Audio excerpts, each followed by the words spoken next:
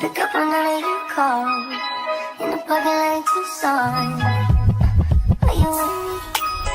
When I stand with the roof gone, I pull up like Jimmy Neutron. Looking at you get a move on, like you haul, and I know you need to go slow, but we could go faster. Ready to pass. Hi guys, welcome in. All right, we are back with the Real Housewives of Potomac, child. Let's get into it. So Karen, let's get into it. Karen is released. Karen is shown riding home, and she's on a long ride home. She's saying a prayer. Karen, when she got out, she told them to release the roll down the windows, let her fans see her, get a glimpse. She came home, it's Raven. Who is that sitting there? I can't even see. And her sister. And he saying, I don't know if she's gonna walk in, open the door, ring the doorbell, and they start joking laughing. So Karen pulls up and he got her some flowers, he got her some balloons with the welcome home sign. Ray was like, his baby coming home. He gonna make sure she, it comes out. So his daughter was like, every holiday he always prints something out in a fancy letter and hang it up. It's not like a big banner, but he always prints. That's just Ray old school. He say it's easier to read when you put it up. So Karen gets out crying, and she's not crying. She kind of scared to walk in to see everybody. She looked nice though. Karen, I want to see you in G's, girl. You always dressed up. I like the G's, honey. And she opens the door, and Raven runs to her and give her a hug, and she starts crying. She has tears down her eyes as she hugged her daughter. They giggle, and then she gives a hug to her husband. And he gave her a kiss and, saying, yeah, I'm here with your sister. He hugging and loving on her. She hugged her sister. And, he said that she did a beautiful thought, of everything. And she sit down with her sister. And, she told her daughter, she said, thank you for coming. I didn't want you to see me in there like that. I didn't want you to see your mom, that you have to visit her behind bars. I didn't want you to see that. But she did come. And she did come and see her. And her little sister, she said, you little sister. Her sister looked just like her. She told her sister she loved her. And she said, Mama would be proud of her. She stepped in and they do what they do. And she told Raymond, and she said she'll save him for later, but she good. And they did a lot of talking and they did a lot of conversation. And she say it was fun. She say it was fun dating him. Um, you know. She say it was fun dating him behind the glass window. And he was the only husband that came in talking politics. Like he was giving her the rundown and things that which have some endurance of decisions, right? Um he did a lot of conversation about politics. So she got in, she said hey to the driver, and she told everybody that she gotta go take her shower, baby. She gotta get that gel off her. Karen ain't sit down that long. Karen said, I have to soak in my tub, take me a shower after the soak. I know that's right, Karen. Rub it off. It got to come off. It got to come off. And she told production, it was enough, that they were good, that they had to leave. They told them to come up. She told her sister she gonna go upstairs, take her clothes, take a shower. She say praise God and get the gel off her. And then we get into September 9th of 2025. Now, if you guys don't know, Karen has been out of jail going on since last year. Hey, okay, that's cool. And Karen had an interview scheduled with Andy. So Andy comes to the home, honey. Andy has on his blazer top and black shirt. He's like, Greg Cougar, how you doing? He's like, you looking good. He said, yeah, you look good too. And he said, you got your lady back, huh? And Ray Hooger. Sorry, y'all. Ray say, yeah. He said, I'm happy for you. He said he glad that she home and he's really happy that, Karen back home. Listen, everybody might work hard, but Andy works harder. Andy and Carlos, Carlos King, they work harder, baby. Baby, it's time to chat. It's time to talk. And he said that she's a little different, but she's good, and he can't wait. Andy said, "Great, I can't wait to find out." He said, "Let me lay eyes on my friend, honey." She came down with a nice rose gold chiffon looking dress, just a nice little, flared out dress, like baby. What's the name of that movie? Like the 1950 dress, had her blonde wig on, honey, with her little slide, her not slides, her clothes and shoes. I forgot what you call them. But it's a little fancy word. She looked nice, honey. She looked cute. She looked relaxed, baby. Honey, she giving us rich auntie with this interview. So she and she got something from Andy, and they said they believe it was Andy. So Ray showed them to the room to where they're going to sit down and have a conversation for production and have talk. Now let me tell you something. Karen might, I don't care how much y'all try to sit here. Let me tell you, baby, what I love about Miss Karen, Auntie Karen, honey, the rich auntie. Karen she might be sober, but the shade is always gonna be real. A lot of people like, well, why she shaded Wendy? Baby, at the reunion, I don't. Let me say this before we get into it. Karen looks at Wendy, even though like a daughter, right? Like an older daughter. Karen always liked it Wendy. They always had their difference, but she still liked it Wendy. The thing with it is she's going to give Wendy advice on what not to do. And she see Wendy going down the same road she went. And that's why she told her in that reunion clip to shut up. And she not lying. Wendy is talking too much. Wendy's doing it now, but Wendy is the type that I'm smart. I know I can get myself out of this. I'm a smart woman. I'm educated. But Karen's saying, regardless if you educated or not, this ain't nothing for you to get out of. Okay? Stop talking. And she's not lying. That's a fact. A lot of people feel like they can educate and get. No, you have to know the law. Yeah, Wendy know politics, but Wendy also need to know the law with politics. You know what I'm saying? And it won't be hard for her to learn it. She's very educated. But at the same token, she is a suspect right now. She has to be quiet and let people talk and do the work. The more you are quiet, I've said this before, the more you are quiet, the more it works in your favor. Because Karen was not quiet. Okay? So they sent Andy to get meet Brandon. And, Karen gave her son a hug. And she meet David, which is Karen's cousin. He asked Brandon, he asked Brandon why they always hide from their cameras. He said, why always hide from the cameras? He said, I'm a busy guy. He is Ray. He act like, yeah, he act like Ray. Listen, I'm busy. Like, I learned to be busy. And he said he glad his mom is home. He's glad that she's back and he missed her. And he was worried, but he had to take on a lot of responsibilities. Ray is older than Karen. Y'all know that. Ray was going to need help because Karen was his helpmate. Ray is older. Ray, I feel like, that's why I was like, is Ray okay? Everybody kept saying, is Ray okay? Ray okay? I'm like, Ray okay, but Ray is in his 70s, y'all. Y'all got to understand.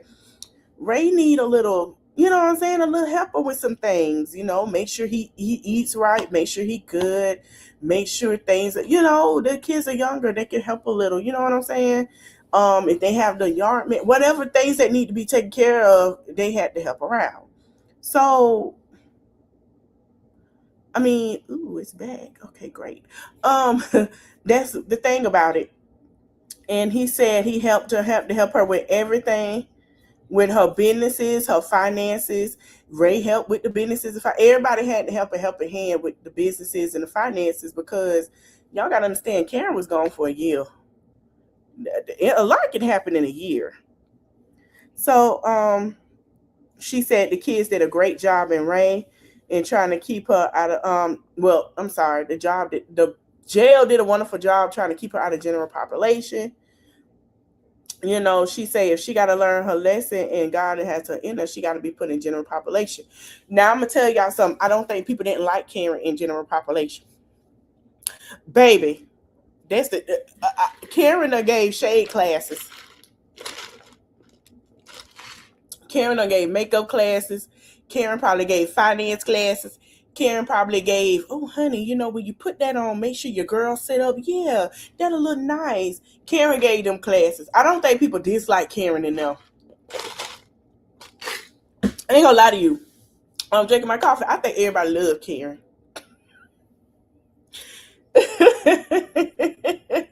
They probably talked about TV, business ideas. I don't think nobody hated Karen. I don't think nobody hated Karen.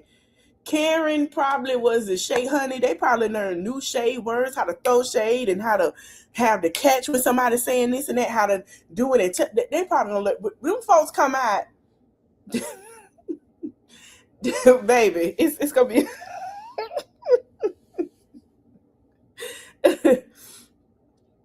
then she say she felt what I said. So she felt that there was a need there, and she said to help others that were there. Karen done helped them women in there, y'all, and people that were children that were her children's age. So she don't adopted these people in there, these girls, young girls in there. She probably was like, you know, that's my baby, and she probably taught them for things. Um,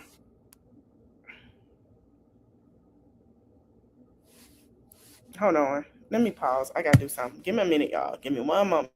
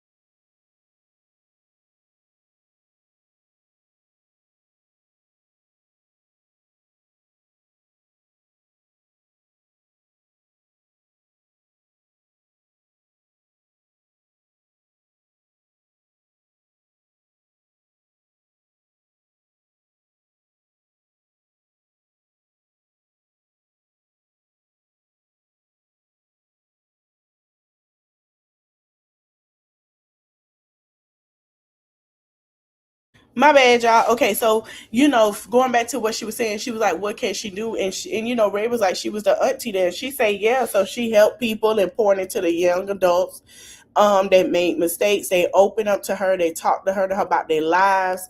This who live want to be. They talked to her about their lives. They opened up to her. Like I said, Karen was the auntie in there. Karen was the auntie. Everybody liked the Karen. Everybody knew who Karen was.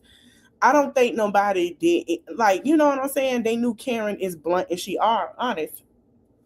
And she said Andy asked, you know, what was the first thing she did when she got home? And she said it was by spending time with her kids, see where they were, hugging their kids, they were taking care of her. And you know, she said she got sleepy sitting out the chair, knowing that her babies were okay. And she don't even have her phone no more. Karen hasn't looked at her phone much, and she says she's curtailing it, but she's not into it as she was before. But then, she got her friends want to tell everything that's going on with social media, but she, leaned into a higher power, and she has a more good relationship with God. You know what I'm saying? So Andy said he want to pull her for a chat, honey. So, this was March. They showed the body cam. He showed her the body cam on March 19th, 2024. Now, we all thought that Karen had bad lawyers, but now that we're hearing her talk and her taking accountability, Karen basically said it was my fault. I did this. And that was really put people to saying, okay, baby, she was wasted, honey. And this wasn't the first one. So they showed the body cam when she got arrested in the conversation that she's Karen and all of that. So she said she didn't watch the film. She didn't have input from her husband.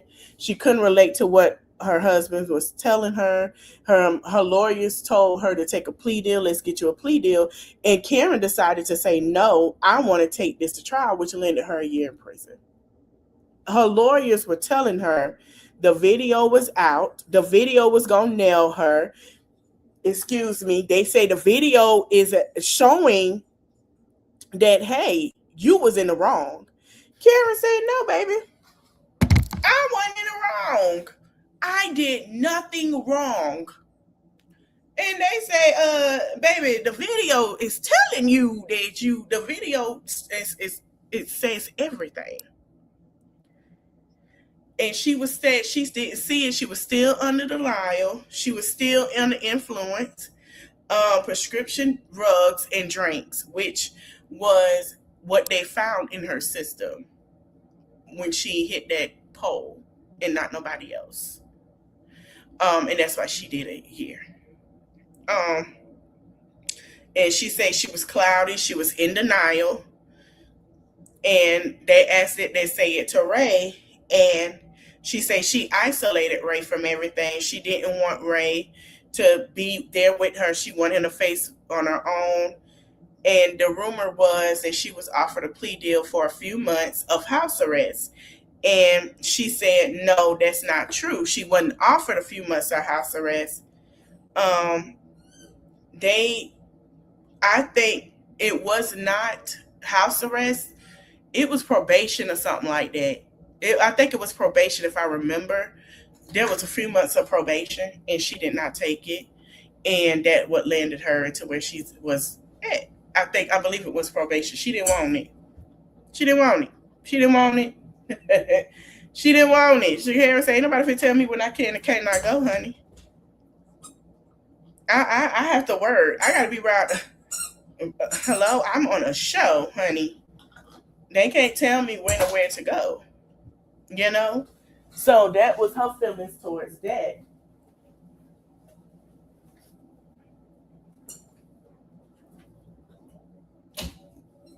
And then he said, Karen, she say, I know. And she said because she didn't see it and she wasn't dealing in reality, she said, excuse me, y'all, that she could not watch it. She couldn't watch it. She couldn't watch herself be that way because she was afraid of it. And then she said when she went into rehab and her therapist sat with her to watch it, and her therapist told her she had to face it and she had to watch it.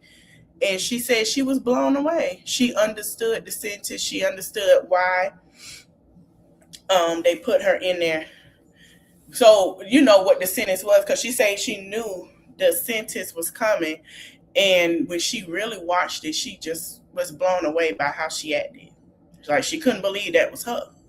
And Andy asked, did she say among other things, how did I not watch this? How did I not listen to my lawyer? Like, it was preventable. And she said it was preventable. And she said, let's not underestimate the power of drugs and alcohol. Karen was,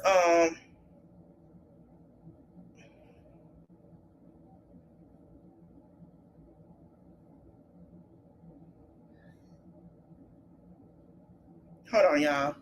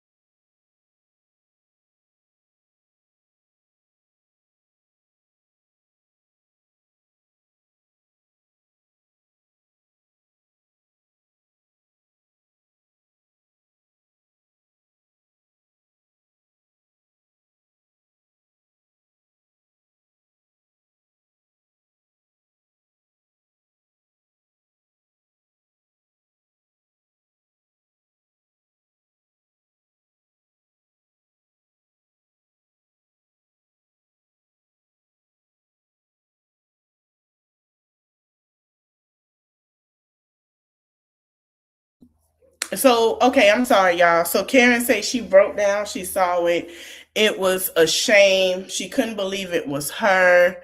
Um, and she say when she watch it and see herself and talk about Thomas Jefferson and concubine, and she think that she was nuts. She thinks she was nuts. Who is she? What is she talking about? She don't know that woman. She was blacked out talking to them people. She ain't have no idea how sick she was. She wasn't. She didn't know. She say she don't drink at all no more. She's very sober. Um, she say she hasn't had a drink at all. She say she hate the fact that she made her decision to drink like she did so much that she just blacked out. And then he asked her when the body cam footage was released. He said, what he said was shocking. He asked her did Raven see it, and she said it devastated her, and it devastated her children to watch that, and that they said it's time to talk about her addiction. It was time because Karen said 20 years ago they felt like there was a problem. 20 years ago, and they were children at the time, and they felt like it was a problem. And she said 20 years ago when she had her first DUI, it triggered to her unhappiness. There were some things, and she said that Raymond had an inkling that it was much more serious than what she thought it was. And she said 20 years ago Ray told her to get some help, and that was 20 years ago, y'all. But she pushed through. She said she persevered. She went to the doctor. She fine, gave you a prescription. And she said, okay. And that's when it started with her. It started with her medication prescription drug use. And then she said when her mom and dad died, that's what made it worse. She started depressing with the double doses of the pills. She can't say. He asked her what the prescription was. She can't say what it was and which one, but it was like double dosage of the pills, and also with her drinking. Remind you, Karen lost both of her parents months apart. So that was for her to suppress her grieving. She didn't go to counseling. She didn't go, get grievance counseling that she needed to go to. She didn't do that. She was trying to, and then it was like she still had that void to where things she was trying to do. And then she said that she can say that one of them was for antidepressants. So Karen did suffer from depression. And she said why, and he asked her why can't she say, because he said she can get sued for telling what it is, and her lawyers are good and they weren't listening. They're listening now that she can't, because she's sober, she can't mention certain stuff. And she said that he asked how did it manifest for her being under the influence, and she basically said it wasn't that I was drinking, I was self-medicating. She said she had opus the doses of the pills. The drink never called her like that night. The drink called her that night, but and the prescription drugs called her, but yeah, it didn't do that. So then again, we go into Karen talked about being very unhappy. She said she wasn't happy. I don't know what caused her not to be happy, but we're going to get into that.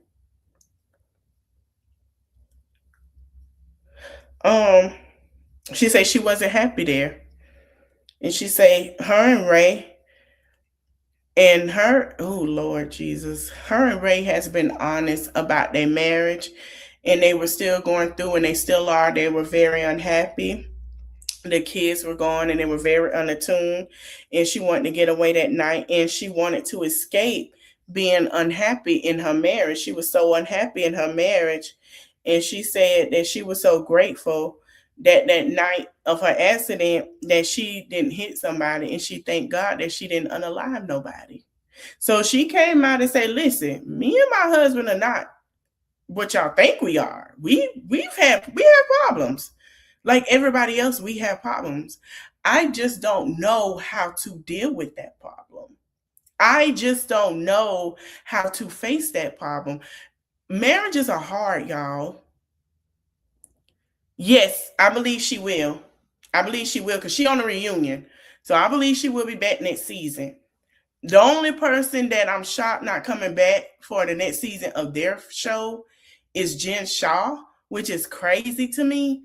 But yeah, she'll be back. Of course, everybody been asking for her back.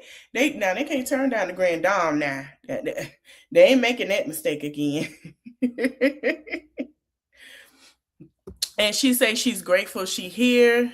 And to be honest, she don't drink and drive anymore. Something that she won't do, and she had to be out of it to do it because they say she did it 4 times. And he say, well, you did it 4 times. She say, well, let's talk about it. She said, I drank in the past and drove, and she had a DUI. She had 2 DUIs, not 4. So she had 4 incidents. So that sounds like the 2, now from what I'm understanding, the 2 was the one that got her in trouble. The 2 was a repetitive. That's why she did that, because she had 4 incidents and 2 of them were DUIs. The 3rd one was the last strike. I mean, this is Maryland. They're just like Virginia. They have their own thing going on. The first one was probably a smack on the wrist.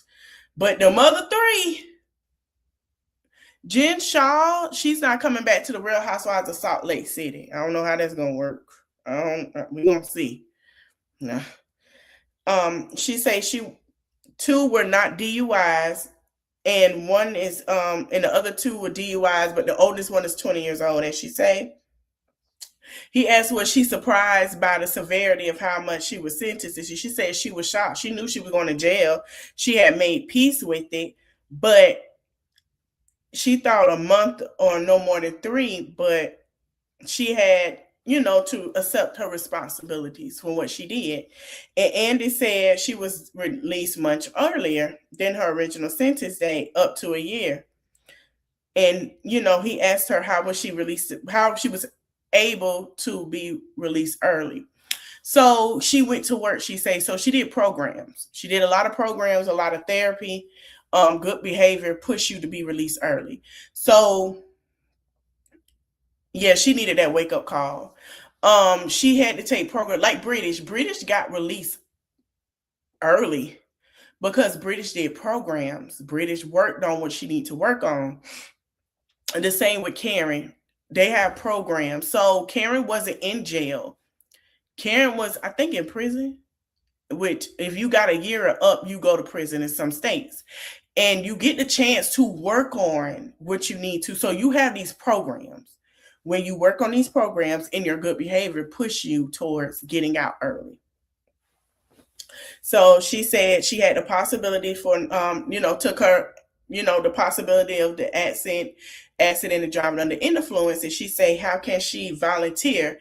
And so she started to work, do time downs. The volunteering she did was, she did a AA class, which does help. She did therapy. All that stuff helped her. It helps. And Andy said, forgive her to know that she went in to do a lot of work on herself. He asked, how was she qualified to teach others? And she said, as she know, before she was sentenced, she went and got the treatment that she needed. And that's where she was last December. She was in rehab. Remember, she didn't show up to the reunion. She was in rehab because she had, and that's another thing. She went to rehab before she did her thing. That helped too, because that can go towards, hey, listen, my client was in rehab. She's doing this and that. This is how they want to know all of that stuff. When I say they in your business, they in your business. Okay? They in your business. So she said she went to rehab in Florida. That's why she didn't show up to the reunion. She also said that she said things that a young woman needed to hear. She wasn't treated special. Any inmate, get the opportunities to work their time down, which is true. She also said if they want to, he asked her how was Ray where she was going, and she said her and Ray, they had to really work on their marriage while she was in jail, and they had to have conversations that contribute to her unhappiness, and also things that they needed to work on, that they did not work on. They needed to work on that. They did not work on while she was out. It was needed. Um, and they had to face a lot of things, her demons and things she was tormented by. She said she discovered during her healing that she stopped growing at 19 emotionally, and she had to face that.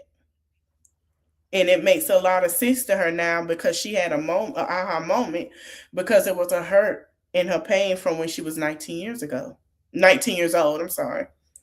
And Andy asked her when the last time she had a drink, and she said it was right after the accident, the last drink that she had.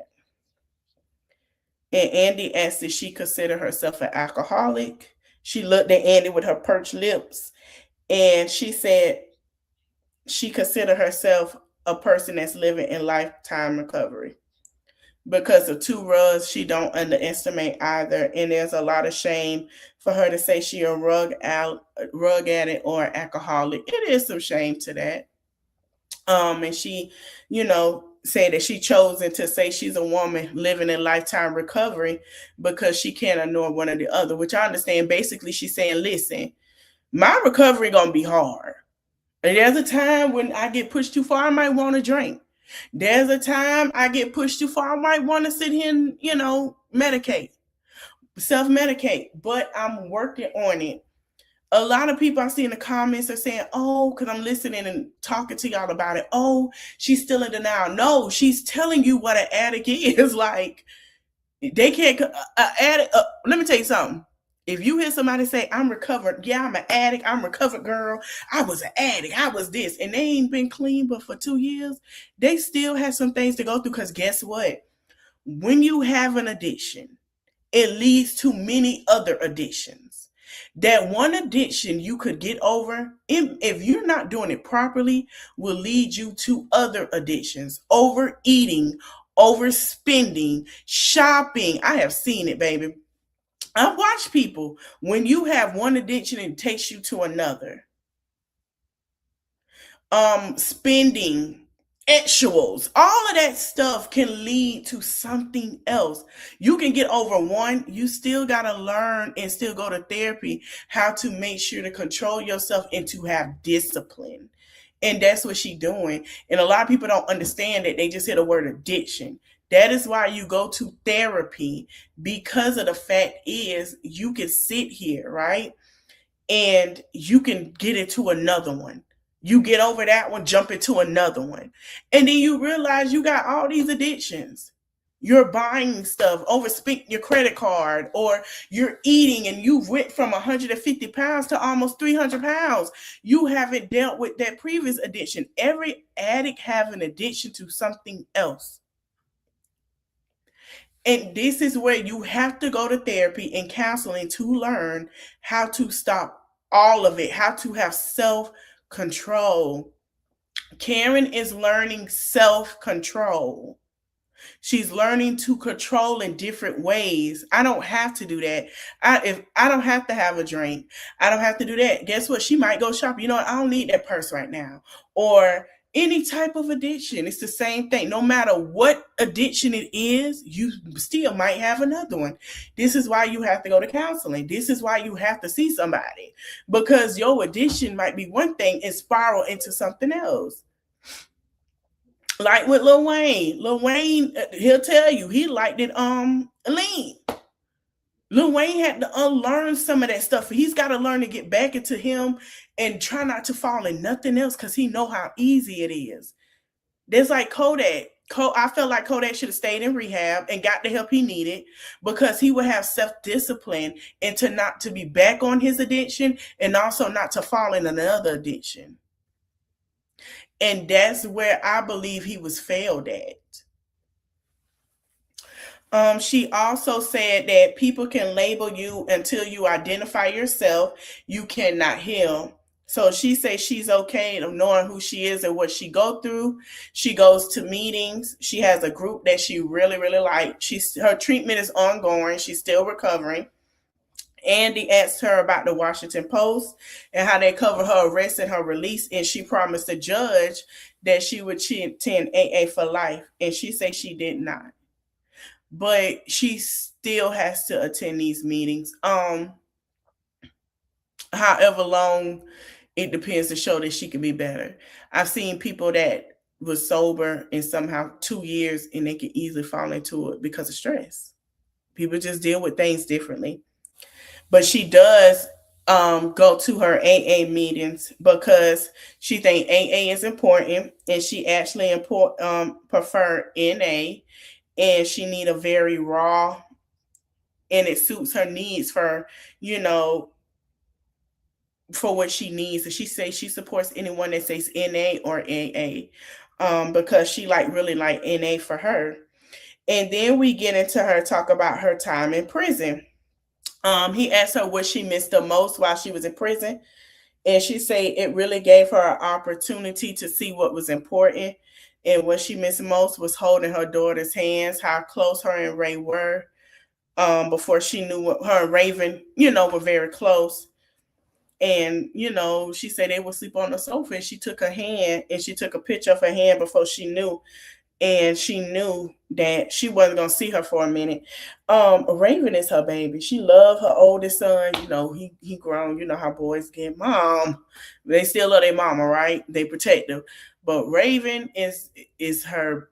Both her kids are mama's babies, but Raven the baby. So Raven, when it come to mom and dad, Raven is the baby.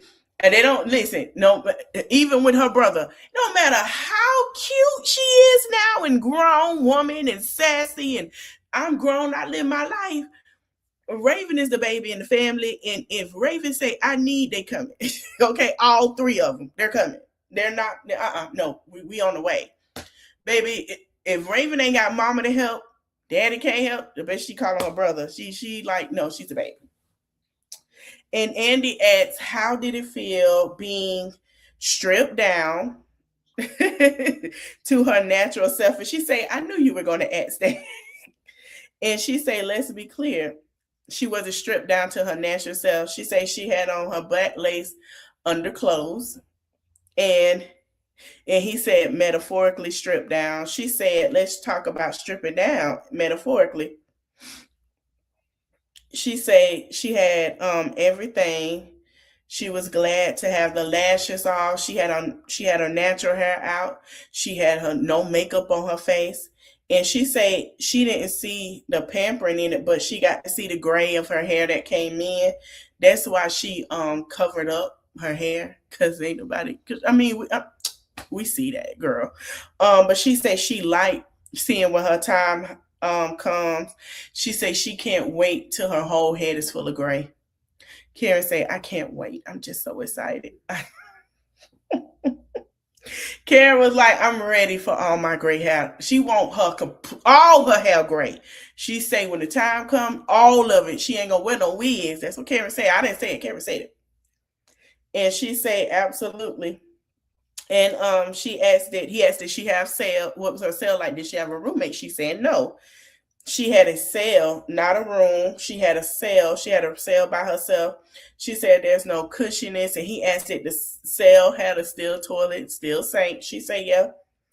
And she said she said she had a steel toilet in a steel sink. And she said, how many people? She said, how many people? I'm sorry, y'all. She said, I was thinking, how many people sat on this toilet? She say, let me tell you what I did. She saw the young girls, they were suffering with their cycle, and they would go up and get their maxi pads. And she say she went to the COS and took some, and she put them on the toilet. She told them her cycle is horrendous. She needs lots of pads. Karen used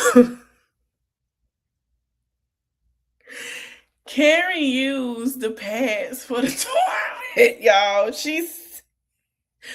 Karen took the pads to cover the toilet. Lord Jesus have mercy. Giselle, I ain't gonna lie. I take that back what I said last week. Giselle was right. She wasn't gonna be able to deal with not taking a shower at that cabin, but she would have called Angel and would have told her. They can't do it, baby. We appreciate it, but we can't do it. If she would have said, we're gonna find a hotel tonight. And she said she gonna need about 7 pads, and she took 7 of them and she lined her throne. And that's what she did. She lined it. And she say she loved the fact she a country girl, but sitting on a toilet with everybody bottoms been on, she can't do it.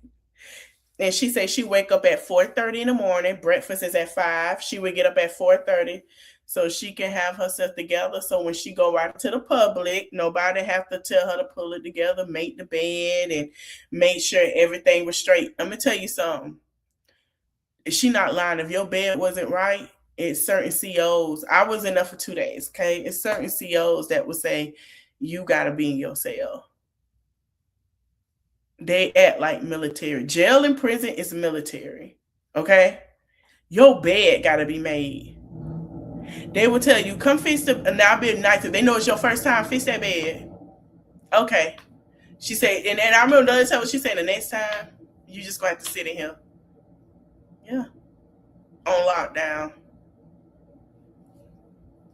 So the first time I went, it was a more closed in cell. I found out I can't do it. I can't do tight spaces. Okay. Mm-mm. When I pass, I need a bigger. I've said it. I need something huge. Okay. I know it's just my body, but still. Okay. So I had to go to open population. Open population. That's how I know it's bunk beds. And I was there for 24 hours. And that one, baby, my bed had to be made. It was one of them that was like, if your bed ain't made, you going into the holding cell for an hour or 2. Or until child time. So let's say you get up at 10 o'clock, you're gonna sit in there to 12, and then you go to the lunch. It's different. But okay, so back to it. She said she loved the discipline. She loved that she had to make up her bed. She loved that she had to have some discipline, right? And she said it was structure for her recovery. She needed the structure. And her breakfast was at 5. And she ate. She'll see the girls at 9:30 for class. She go to class in the morning. She did it till lunch. Have lunch. And he asked, was the food okay? And she said no, but she survived on astronaut food. And he asked, what is astronaut food? And she said, I am too. I think she can do it. She could do it. She said, well, the astronaut food is the little package. So the food that she talking about is either they call it astronaut or military. Like during the hurricane, y'all remember they gave that little food package just in case. That food that come in the can and all that. Like the food that they gonna give you if something happened in the world, that's that food. Yeah, that food. Like if something happened, we stretching. That's why everybody fighting now. That's why everybody fighting now to get this man out. Because that food that they give you is packaged, watered down food. If anything happened, you were stuck with that food, baby. It's horrible. Horrible. If y'all ever endured a hurricane, they'll tell you that's the food they give you. And it says on there, if anything happened, this is your food. I promise you. I ain't lying. So she said a thing of tuna floating around in space. She said that was her diet. She had crabs. They had chicken. He said dirty birds. She said she didn't eat the chicken. She said crab legs. He asked about the afternoon. She said she would work out and she would spend all her time in the rec area. She didn't see grass for 6 months. She was in a rec area. And Andy asked, he said, you was out there, then what else happened? And he said that she said dinner was at 4:30 and lights out was at 9:45. Yep. And he asked what was her first few nights like. And she said it was scary her first few nights. And she said a prayer and she was crying. And she talked aloud and said, Lord, I'm scared. It was frightening. I mean, of course it's frightening. You in here with people that did worse than what you did. These people committed major crimes. Yeah, like, and also it's a lot that happens in there. You got females, all these emotions. You got it's a lot. It's a lot, y'all. And he asked her, how did she feel about walking to the hornet nest of the reunion? And she say it's always been a hornet nest. She say she's gonna be a fine when it's time for the reunion. So then she watched a clip from season 9 reunion. Child, this way it go when she get the shade. So Andy asked them, why did they think Karen decided to go and take this? Remember, he asked them the question, why they think Karen decided to take the case to trial. And everybody answered, say they don't know. And Ashley said that Karen had terrible legal counsel, knowing the footage were out there. And Ashley say, who advised Karen? Advised her damn self. Who advised her to have a public trial? And Karen is looking like, yeah, I did it. I did it. I did, girl. I said it, girl. I did. I did. Like, she's looking like, wow. And then, everybody said absolutely. And then Stacy said maybe she don't remember what happened at night. Maybe when she was watching the footage, maybe she was watching it like them. Stacy didn't lie. Stacy didn't lie. She caught on. Now that I give that to Stacy to catch on. She said maybe she saw the footage and realized how horrible it was. And Karen said that. And Giselle say no. And then Wendy say weeks ago reported this is why she ate Wendy up. Because Wendy's smart when it comes to legal. Wendy is smart when it comes to politics. Wendy know where to search. Wendy know how to go through the crevices. Wendy know how to go through documents. Wendy know that if they got something for you, it got to stick. This is why she was so hard on Wendy. This is exactly why. A lot of people say, well, I don't understand. Let me tell you why she's so hard on Wendy. Wendy is intelligent. Like I told y'all, and I said it before, Wendy know politics, and if she want to, she can know law, and she can dig through the crevices. Like me, when I tell y'all stuff, and I go and show y'all documents, Wendy know how to show documents. Wendy know what she's reading. That's why she hard on Wendy. It's not she hard on Wendy because she don't like Wendy. She's hard on Wendy because Wendy is very, very, very intelligent. And I'm going to tell you how Wendy shows she's very intelligent.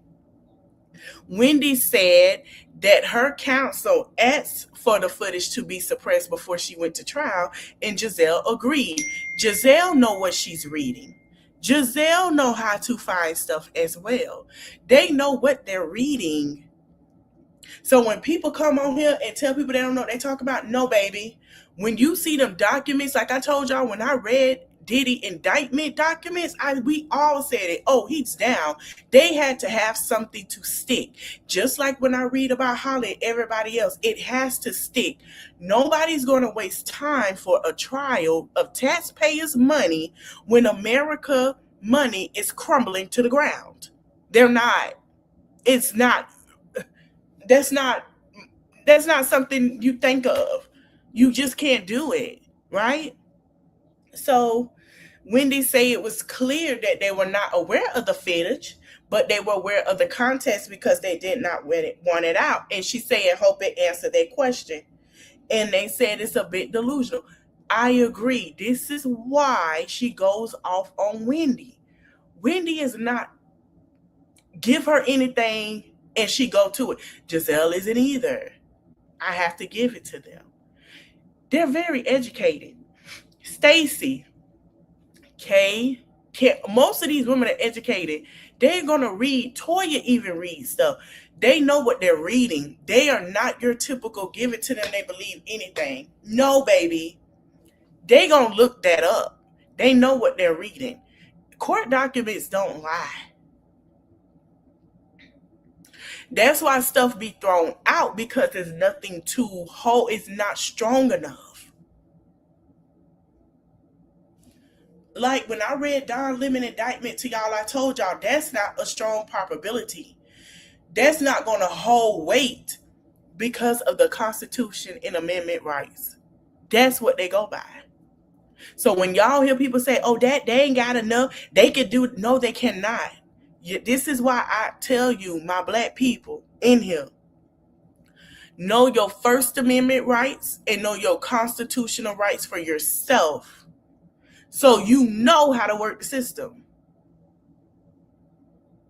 Yeah, it's not for you, but as long as you know how to work this system. You know how to say, no, I know this, I know that, and know your laws and know what you're looking at and know what you're reading. You can't just sit here and expect your lawyer. No, no, no. You got to know what you're doing. It's so important. Because you can offer stuff for yourself with your lawyer and what's best for you. Your lawyer, if you got a good lawyer, your lawyer ain't finna put you through to go to no bullcrap trial where they know they gonna lose. Ain't no money in it. They'll sit here and tell you they'll work a plea deal for you. All that keep fighting, a real lawyer ain't gonna do that. They gonna work a plea deal. Oh no, we gonna get a plea. 5 years and such. They know how to do that. When y'all look at these lawyers that don't offer that, y'all need to start questioning them. Because the fact is, they know they're going to lose a case. Why would you put yourself through a lot to lose a case? It don't make sense. So, as we go into it, Giselle say from what she understands, she pushed it, and Ashley say the night of Karen accident, a journalist was texting her stuff about the incident. And one of the things she wanted to ask her if she was there was, because she got a picture of Karen, child. And one of the journalists messaged her that said there was a person in the car that was actually driving the car. And that's what somebody told her. And in the body cam footage, Karen actually said somebody was in the car and fled. And they showed the body camera that Karen said that. But I believe Karen was lying to try to get herself out of it.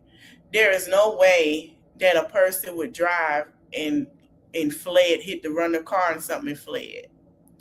I believe Karen was drunk. Karen thought it was two of her.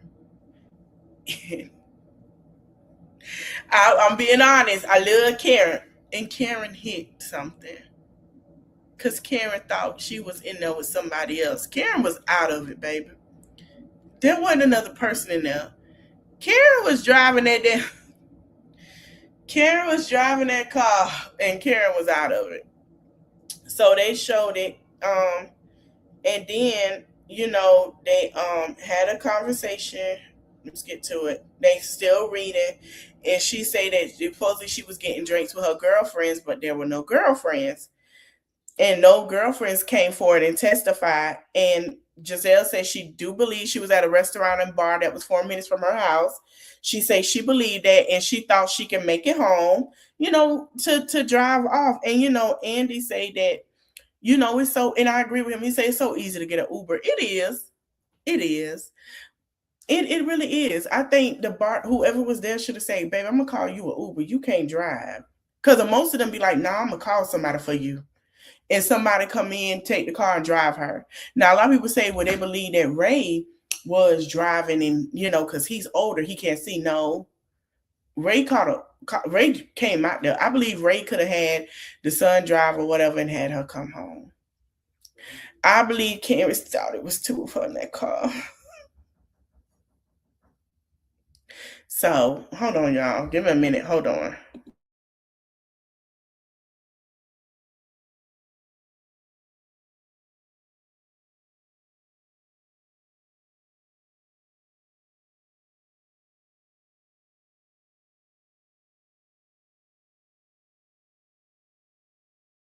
Sorry, I was somebody at my door with my sister, but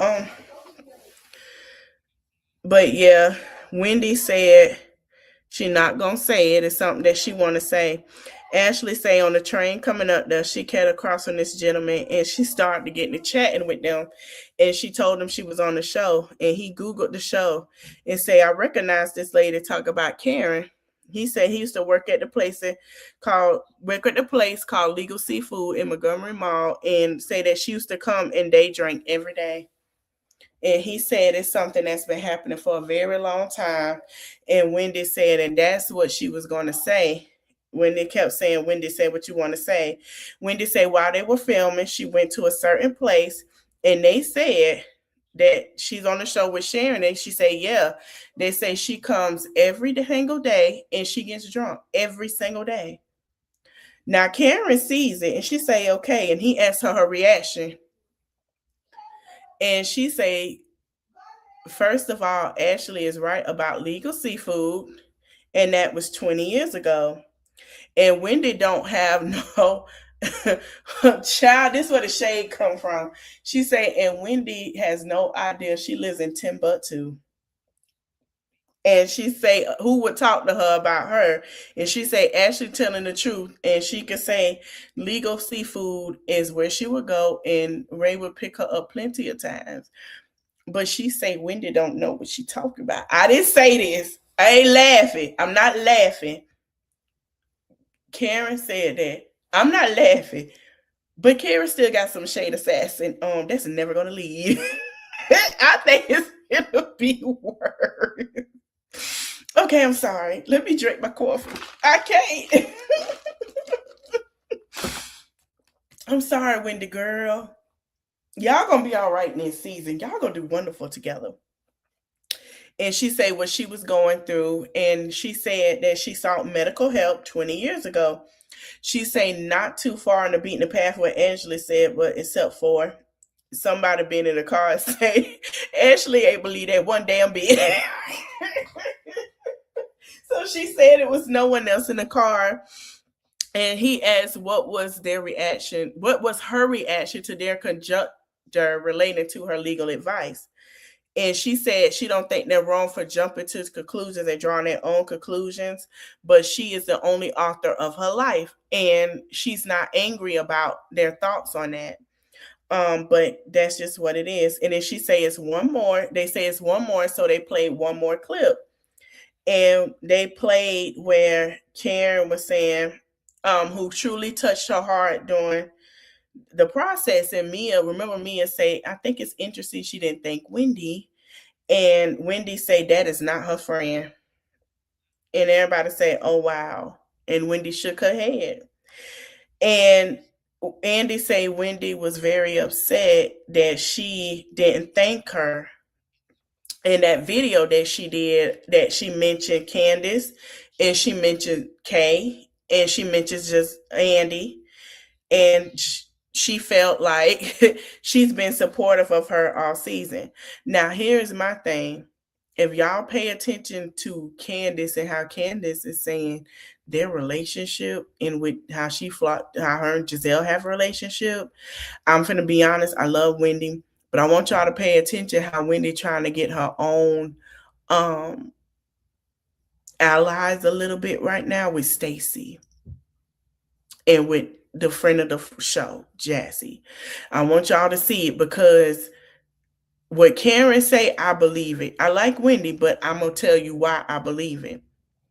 So, Andy say she didn't understand her exclusion from that conversation, and Karen say she believed that conversation is for her and Wendy to have, and they had a friendship, which they did, and that it was worth their conversation. And she say Wendy know why she didn't mention her, and Andy say she does, and she say yes, she does. And he said, did you feel about the women? She said, yes, I do. I don't think she remembered that much of that night either. She even said it. And she said that he asked, did any of the women reach out to her? She said Giselle did a great job. Giselle would reach out to Ray, give him the same response, and that she appreciate them, but she's only seeing family right now. She said the only person that didn't call was Wendy. So again, that's a conversation for her and Wendy to have. Now, and she said she's open to it, and they open to talk. Now, I want y'all to remember when Candace said something similar, and she said Wendy didn't call her.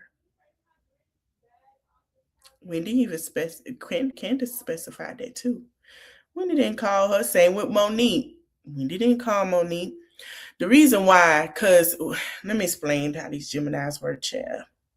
When they feel slighted some type of way, they isolate you and put you on ice for a couple of months, sometimes longer. They just like that, child. They are the babies, okay? They the Sour Patch Kids. So you gotta see how you could work around and treat them, child. Sometimes you gotta let them know. You gotta talk to them like the Sour Patch Kids, twins. That's just how they operate. My friend like that. She get mad about something. I ain't gonna talk to him. She ain't never do me like that. That hoe ain't gonna hear from me in 3 months. 3 months? What, girl? Something could happen. I don't give a fuck. I feel slighted. That's just how they do. When they angry, everybody can get it, child. They the Sour Patch Kids. Everybody can get it. So Karen, um, Karen is still doing her interview, and Andy said that viewers feel like Karen shouldn't be brought back to the platform and all of that. I don't know what viewers he talking about, but as now that we saw the ratings, we need Karen back on the show. I don't want to hear nobody else in their mouth. We need Karen. We do. Because Lord have mercy. They can't carry it on like Karen. Let me tell you, everybody is great. But Karen, honey, they can't carry it like Karen do. You're missing it. Karen fits all into this. Karen, to me,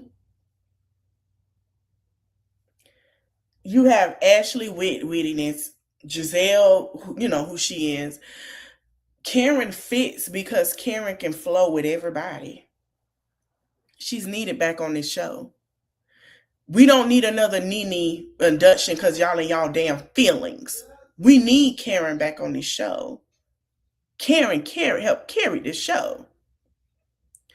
I think Wendy gonna be gone for a minute. They might have a replacement, but Karen is needed for this show.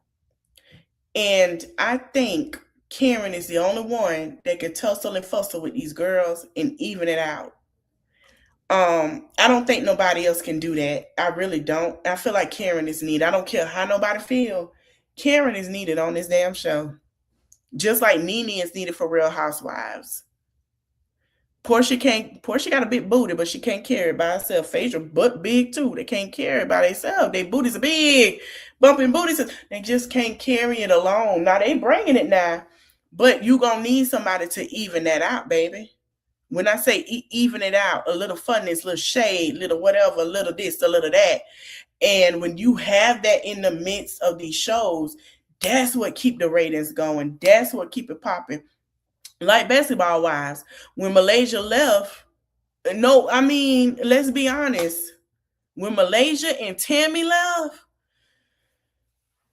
that's all I got to say. Basketball Wives tank. Jackie can't carry that alone like they could help carry. Man, the three of them, and then you added, they had a thing, a system. When you mess up the system, when you drop the system, you might as well drop the whole thing. Drop it, because it ain't working. It ain't working. And I feel like Karen and Nene are the systems of these shows. And I feel like they deserve that. Do I wish Lisa Wu could come back? Absolutely. But Lisa Wu, I want to tell you something. I need you to fix some things. We rooting for you to come back, sister. But you got to fix you some things. All of that drinking and carrying on you doing, we need you to get that under control. We see enough of that with your baby daddy on stage, still thinking he's 25. We see enough of that with Mr. Keith. Ain't no shots to Mr. Keith Sweat. But we see enough of that with Mr. Keith Sweat. We don't need to see that with you, my love. We don't need to see that. We see enough of that with Keith Sweat, baby. No, baby. You don't need it. You can do it without it. We seen you do it. We seen enough. We understand the children are grown, out the way, living their life. Baby, no, ma'am. So he asked Karen why she deserved a second chance. And she basically says she don't know if she do. And she got to earn that. And she don't know if she do, but we will see. Karen will be back on the show, y'all. This is cute. I like it. Because Andy had a smirk when she said it, like, yeah. So you think you ain't coming back, huh? She coming, y'all. I'm ready to see my rich auntie. One of them. I just can't live without her. Auntie Karen. Come on, we need your shadiness, girl. No, you ain't got to pick up a drink. Dr. Pepper is nice. Do a diet, Dr. Pepper, girl. Girl, they got mocktails, ain't no alcohol. You got Monique on there. She can help you with your little spiritual healing now. Just come on back. we need you. And she said that she's grateful for the Bravo family. She's been loved and supported. And she feel like in the past, Bravo get a dirty shake. But she didn't get that with Bravo. And he asked her, was it any part of her that they contribute the show contributed to what happened? And she said no, because it saved her, because the show saved her, because it occupied her, and she would have spiraled without it. The show gave Karen something to do. It gave her discipline. She had a routine. So she can't hate the show. She don't hate the show. And she don't need to blame it on anyone. She was responsible for herself. She was sick. She had the disease of alcoholism, and she had the disease of taking prescription medicine and abusing it. That was all on her. She's not blaming the show. And he said he has to assume that the show brain that the experience made her, change her into how her experiences was on the show and how would it impact her. And she say she don't know. She say she's not the same. And she say she's better for the show. And she say Ray has a totally different wife. He has a stranger, meaning Ray got to get to know his wife all over again. This is not the same person he knew when she went inside. This is a new person. And she say that Ray said that if after she got the monkey off her back and they decide not to be together, wait a minute, he could let her go. What the hell you mean, Mr. Ray? Wait a minute, Karen. Is this sound like she divorcing Ray? She say Ray said if she got the monkey off her back, and then she decided to let him go, he would let her go. What you mean? What's going on, Karen? Baby, hey, girl, keep that man. Keep that man, girl. Ain't girl, please. Mr. Ray ain't nothing out here, Karen. It ain't nothing out here. You can just have you some fun, but it ain't nothing out here. Girl, stay where you at. Please. Please. Nah, baby. It's not. Let me tell you something. Mm-mm. Mm-mm. Mr. Ray, mm-mm. No. No, no, no. Y'all been together that long. Y'all no, I don't trust. I'm sorry. And he said he wouldn't want to let her go, but for some reason, if they find out that they did the best they could on their course together, he would let her go. And Andy asked her reaction, and she said she haven't reacted, and she's doing the work. She still got her ring on. She said they are a work in progress, and he said that's really moving. And she thinks so too. And he say it's a little heartbreaking, and then she say it is, but it's her reality. And one thing she can't do is live in anything but reality. And Andy say, he know that a lot of people who get sober and through the process they realize it was something that they were putting a band-aid on and running from by using. And she say, yeah. And he asked, what do you think that was for you? And she didn't say anything. She just looked away. Oh, and she say, when you have your soul ripped from your body at 19 and you go home and the family members don't believe, oh, and she say you shut down. Me too. I think I know what she's talking about. And she said she shut down and she knew she was gonna make it regardless, but her family didn't believe her. And she come from a strong head of a black women, and she would put herself together and make it work. And she had to push through. Basically, she had to go through what black women go through, the healing syndrome. I can do this. I have to be strong. I don't have I can't break down. I got to work through this, that syndrome that we go through, and we're realizing there's a soft place for us. That's what she went through. When she went through what happened to her at 19, they didn't believe her. She cried to her, she pushed back the tears, self-medicated, and did what she had to do. She dealt with that. Then when she realized that was eating on her, and she used that stuff 20 years ago as a band-aid to help her because it was still bothering her. That's why I feel like you can be soft, but then you have to be soft around the people that can help you be soft and help you through that. She didn't have that. Um, She said that she really had to know Karen as an adult woman and not a 19-year-old anymore. And now that she know her, she feels like she's pretty cool. And Andy said for her to talk about the denial that she was in was the biggest revelation that he's feeling from her, and he thinks that it's a big deal that she was in denial because it seemed like she was in denial, with all due respect. And he think that it's great that she came to that. And Karen says she had to realize she was, and it took a long time for her to realize she had to work on it, and she had to forgive herself. She had to forgive Karen, and she's at a place where she loves herself a lot more. Yeah, she had to heal. And she's decided to see where she'll go. And Andy said he's proud of her. He's ready to see where she can go. And it's so hard. And she says she'll encourage anyone that go through any addiction to seek help.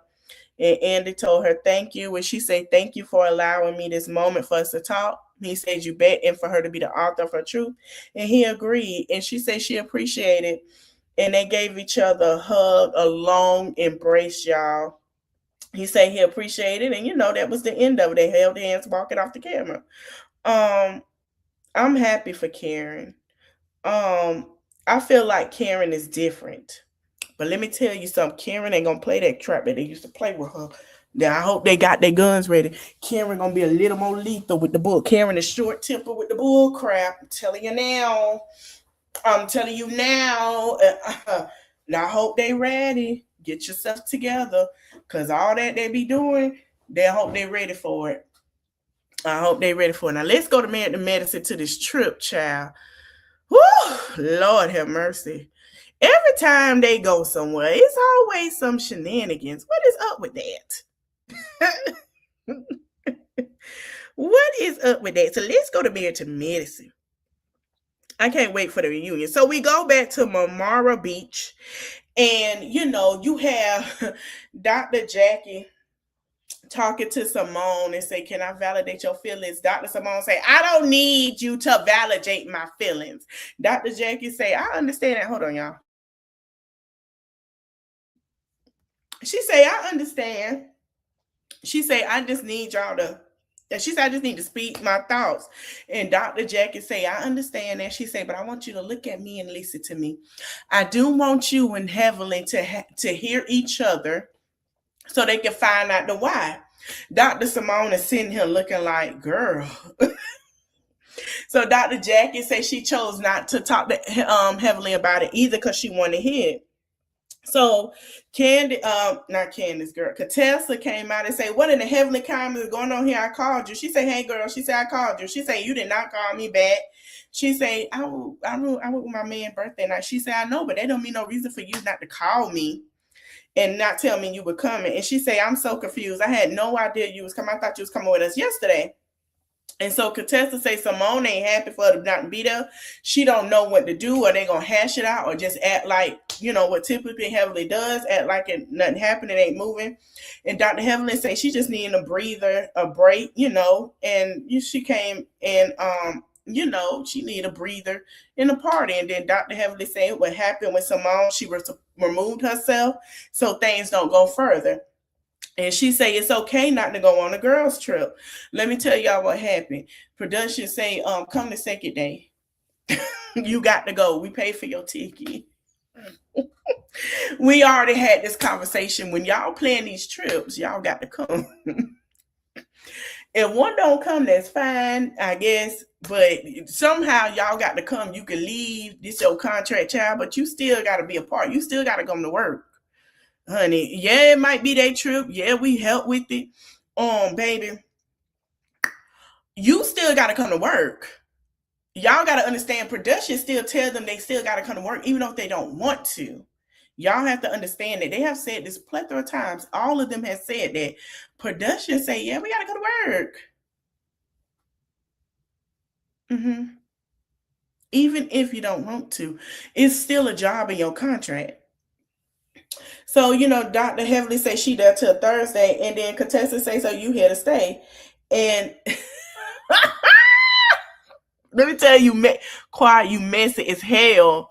She said Quiet called her, and we're going to talk about Quiet and Keen's situation tonight, Okay, so at 3:45, I do have another live breaking down other stuff. Quad will be on there. And King and how he deleted that. But she said Quad called her in her heavenly confession. She said Quad called her and told her Dr. Simone was saying a lot of stuff behind her back, and she's spreading lies about her. So she got to come and defend herself. She have to. So Dr. Jackie talking to Dr. Simone and saying there's nothing right about it, but y'all still need to have a conversation. Y'all been friends on and off, and y'all need to hear the other person talk. And so Dr. Simone saying it's hard, and then Dr. Jackie say it's not. And Dr. Simone said, "Can I talk for me?" And Dr. Jackie talking about what I'm not gonna do is sit there and say, "Simone, you're right, and Heavenly, you're right," because everywhere in there has to be somebody's own opinion. And Dr. Jackie say it's gonna be hard because whatever she says can damage one of both of her friends. So she say she know Heavenly, she gets obnoxious and see obnoxious and reacts, but she know her heart. And Dr. Jackie said if anybody else feel heartbreak, she feels it's a physical pain, and those two have to come to a place where they will never reconnect with each other again. And Dr. Simone said, I don't know what's going on in your life or whatever that you thought it was okay to do this to me. And Dr. Jackie say, right, and that's what you need to share. And she say once she get upset, Dr. Simone, something comes out of her and then Dr. Simone say, the neighbors are gonna know I'm in town. And Dr. Jackie say, I saw the county jail, and Dr. Simone say, you got my bail money, girl. They start laughing. She said, you got my bail money. And Dr. Simone said, me and Jackie joked about it for years that we keep the bail money under the mattress. If either one of us go to jail, call. And Dr. Jackie say, yeah. She say, who brought the nets in the house? And then Dr. Simone say, you and your people in Toya. And she say, Dr. Jackie say, we did not have nets. And she say, yeah, you did. Y'all came with the nets. So Contessa say that they told Dr. Heavenly they have a room with multiple beds, which is Quad's room. She wanted Quad room. And Quad say she ain't taking her room. She say, nah, you can't take it. Say she'll share a room with Quad. And she asked, is that okay with you, Miss Quad? She said, yes. So they're going to share a room. So Contessa say they're having dinner in a little while, and they need to have a conversation at dinner because she guessed they got an earful. And Dr. and Quad wiping her nose, patting her nose. And Quad told us in her confession, I've been keeping Heavenly address of all the talks that Nadise, and it's only fair that she knows what she walking into, so we can only just have clarity of all the allegations that Simone said, and the only person that can give that to us is Heavenly. So she told Dr. Heavenly to bring her tail down there. So everybody's sitting outside and the flies are flying. So Mimi asked what time the chef coming and what time is dinner, and they said it's in an hour. So everybody was like, yeah, we got to get ready. You know, they smell like dolphins, smell like water. And they asked, what's all of this? And it's flies and stuff. So Brandy said, you protected by that man. And now, so Brandy said, now we got all these flies in the house, and this go with Heavenly hair. Cause they're attracted to what she dishing. So Dr. Heavenly pulling up her luggage with Contessa. She said Contessa next time they're gonna have a butler. So they get ready. It's a rainy day in Florida. Y'all know Florida on the last rain on the last 10 to 15 minutes. You go take your clothes off like you were going swimming about time. You take clothes off that you was gonna go swimming in. The rain has stopped, and then you go put your clothes on, you can go back out swimming. 10, 15 minutes. Now, if it's a thunderstorm, it's 30 to an hour. Other than that, child, you fine. You might have a couple of mosquitoes. But anyway, so we see everybody getting dressed, honey, getting ready for dinner. Toya come down to Simone's room with her wine. Simone is laying in bed with her PJs, and Toya asked her how her day was, and then Simone said that it was good, it was peaceful, and then Toya asked did she speak to her. As Dr. Simone said, no, Heavenly didn't speak to her. And then Toya say, what the hell? You saying you don't feel safe, but here you are standing in the house with the person you don't feel safe with. And Dr. Simone said she not staying in a hotel. She say no, she got luggage and wigs. And then Dr. Simone say, how you throw the wigs in there? So Quad questioned Dr. Heavenly and tell her she was the topic of discussion last night. And then she asked Dr. Simone, did she push her? And she asked her specifically last night. Quad say, I asked her, did she push you? She said no. Now a lot of people say Heavenly is lying, but she pushed her hand off her, and she said but she didn't push her like Heavenly say she pushed her. She moved her arm and put like, girl, move like that. And she said, whatever we going through, you just don't put your hands on me like that. And she said she don't like that. And Quad say okay, and it's fair. And Heavenly asked if she owned any part of it, and Quad say no. And what Quad said is what I want you to understand. She said she never pushed you.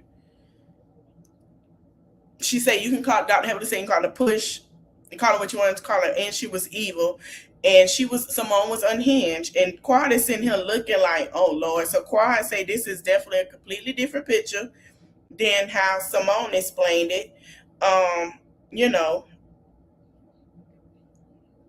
like what she said, you know, how Simone explained it.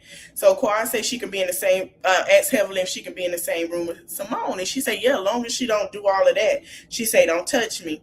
And Quad said Heavenly is the plaintiff. And Simone is defended. Like, where is my judge robe and my gavel? She said, can y'all bring my gavel? And so Simone said if she gonna get out the bed, is what she's not gonna do is sit in the presence of someone who lying on her. And Toya say, well, you about to have that happen. So Dr. Simone say, we all know we can go to 10, but if you F with me on this trip, you about to see 12. She say, so don't F with me. And Toya say, her husband said that she's perfect for the candidacy because all she do is lie. And it's gonna be some mess. So they go to dinner, and then Contessa asked her, did she, ask everybody they go enjoy the house. They say the house is nice. And so Dr. Contessa say, why didn't you get on the plane yesterday? Asked Dr. Heavenly, because she didn't tell her.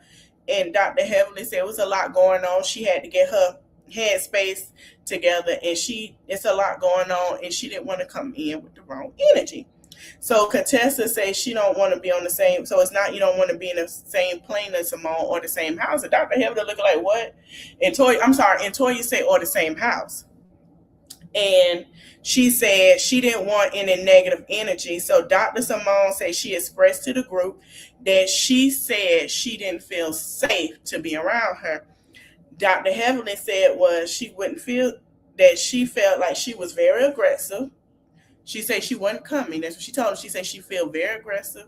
She said she thinks she used the word unhinged. Now, she didn't lie telling her part what she said. She said she felt like she didn't want to be around her in the negativity.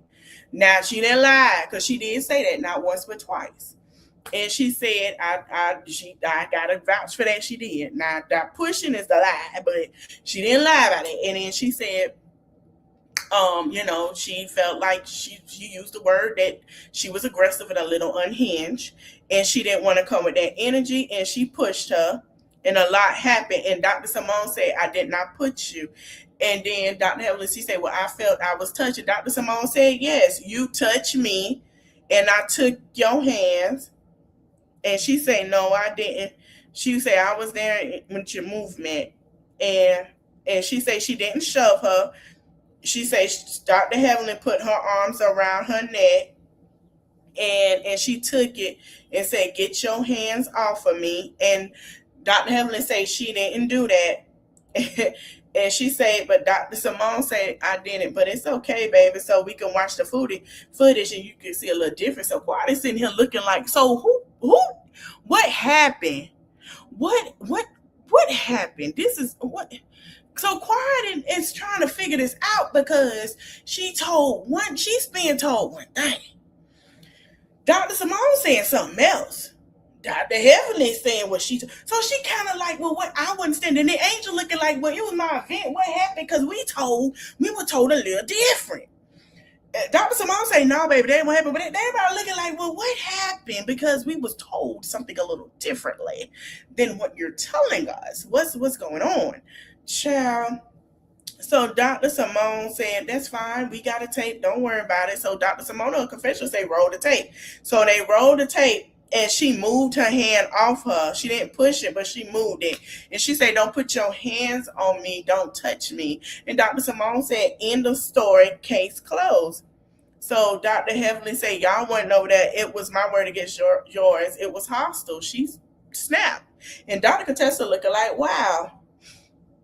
And so as they having a conversation, Dr. Mimi get asked in a bit of other conversation. She say, thank you. He say, chicken or fish. And everybody looking like, what? And she say, I do fish. And they say she was unhinged. And he asked, did anybody else care for chicken this evening? And everybody looking like, what? And then Dr. Simone say, it's a bunch of fake shit. I can't do it. Meaning I can't eat it, baby. And so everybody, and then Dr. Simone, then Qua said, are you okay? She said, no, I'm not going to eat. I'm unhinged, girl.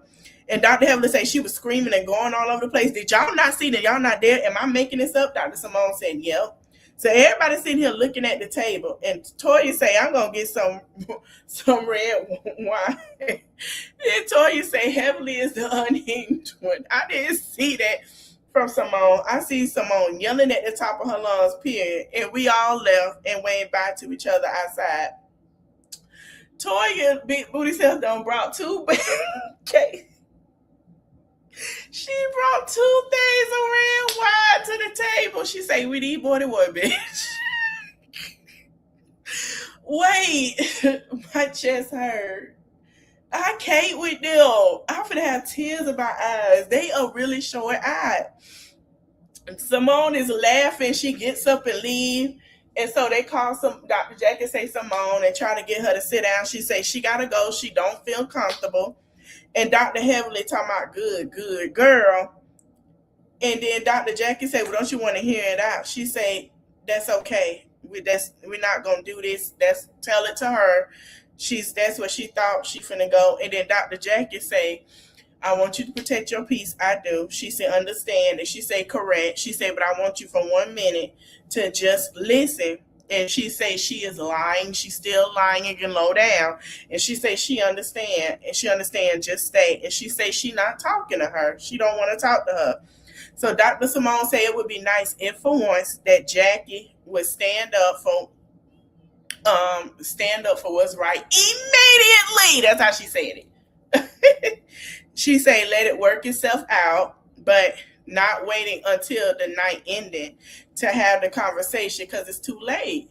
Boo. So, Angel and Dr. Jackie going to comfort Dr. Simone. And, Contessa, so Dr. Heavenly, so y'all just going to take us out. Y'all don't want to hear what I got to say. So Toya like, yeah, go ahead and say, like, she's sitting here like, yeah, girl, say what you got to say. And, Toya a mess. So Dr. Contessa was like, let's hear it. Let's hear it. No, we want to hear it. We want it. Tell us everything. I'm done with them this season, child. My chest hurt. I can't laugh this hard. It is for laughter. They about to have me cry, y'all. They about to have me cry. I'm holding back the tears. They are a character. You hear me? So Toya got a hand like, yeah. So, Dr. Contessa say her intentions was for her, she heard Dr. Heavenly intentions was not to come, but for her not to come. She said, absolutely. So Toya say, what about ruin her as a physician for making her look aggressive? And Dr. Heavenly say she was aggressive. She was aggressive. And Toya say, but so are you. But Toya say, you are just as aggressive. So Dr. Mimi say, I asked you not to interject. She say, I'm asking a question. And so, Quad say, no. And so Dr. Mimi say, we didn't have this type of energy yesterday. I just asked you not to, but I said, oh. She said, I asked you not to inject. We didn't have this type of energy yesterday. So Toya asked Quad, am I interjecting? She was like, no, you just asking a question. You just So Toya and Dr. Mimi about to get into it. And Mimi say she had a sneaking suspicion that tonight wasn't going to go as well as Simone thought. So, Heavenly tells Dr. Mimi she doing it on purpose, trying to irritate me. Yes, Toya Dewey Jet and Jet. I feel like Toya should have left it there and asked, well, what? Listen, I didn't see what Toya should have said. Girl, I ain't see that happen. I didn't. To me, I didn't see that happen. But you gotta understand how she felt. Perfect. I don't care how you don't like nobody. This ain't your fight right now. This the Simone fight.